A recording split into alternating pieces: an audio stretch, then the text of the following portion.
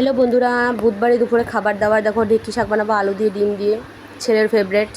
রুই মাছের ঝোল বানাবো, যে রুই মাছ সেদিন এনেছিল অনেকগুলো রুই মাছ, রয়ে গেছে অনেকগুলোই। আরও তিতকলা ভাজি আমার ফেভারেট, আলু ভটভটিটা ছোটো ছেলের জন্য, ও বেছে বেছে আলুগুলো খায় খালি। আর অল্প ভাদেলা পাতা বড়া করবো। তো কড়াইয়ের মধ্যে তেল দিয়ে, বেশ খানিক তেল দিয়ে তিতকলাগুলো ভেজে নেব। প্রথমে তিতকলা ভাজা করলাম, তারপরে আলু আর ভটভটি ভাজবো।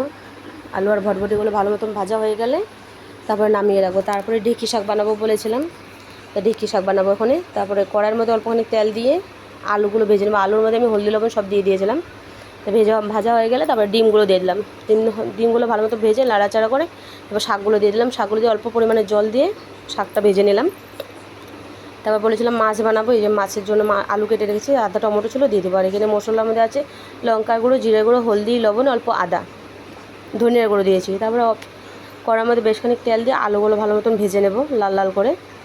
ভাজা হয়ে গেলে মশলা যে করে রেখেছিলাম ওটার মধ্যে অল্প পরিমাণে জল দিয়ে গুলে নেব। গোলানো হয়ে গেলে কড়াইয়ের মধ্যে অল্প তেল দিয়ে কালো জিরে সম্বার দিয়ে দেবে। দেওয়ার পরে যে টমেটোগুলো রেখেছিলাম ওই টমেটোগুলো দিয়ে দিলাম। টমেটোগুলো ভালো মতো নাড়াচাড়া করে যে মশলাটা গুলে রেখেছিলাম সেটা দিয়ে দিলাম। তা রুই মাছগুলো আগেই ভেজে রেখেছিলাম, তো ভিডিওর মধ্যে আর দেখালাম না, ভাজা ভেজে রেখে দিয়েছিলাম। তারপরে দেখো কী সুন্দর তেল ছেড়ে দিয়েছে, দেখেছো কী সুন্দর কালার হয়েছে। তারপর তেল ছেড়ে দিলে তারপরে পরিমাণ মতো যা যতটুকু দরকার জল দিয়ে দেবে। আমার 3 জন মানুষ, আমাদের 3 জনের পরিমাণে অল্পটুকুই দিলাম, বেশি দেবো না। তারপরে মাছগুলো দিয়ে ধনেপাতা দিয়ে নামিয়ে নেব। এই গরমের মধ্যে পাতলা ঝোল খেতে খুব ভালো লাগে।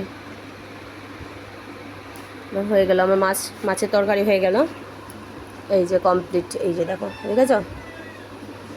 এখন এই ভাদেলা পাতা বড়া করবো, তার জন্য চাল আর ডাল আর কয়েকটা কাঁচা লঙ্কা দিয়েছি, দিয়ে মিক্সচার করে নেব। এই দেখো হয়ে গেছে ভাদেলা পাতার বড়া, দেখেছ। দেখে মনে হচ্ছে যে পরের থেকে উঠিয়ে খেয়ে ফেলি।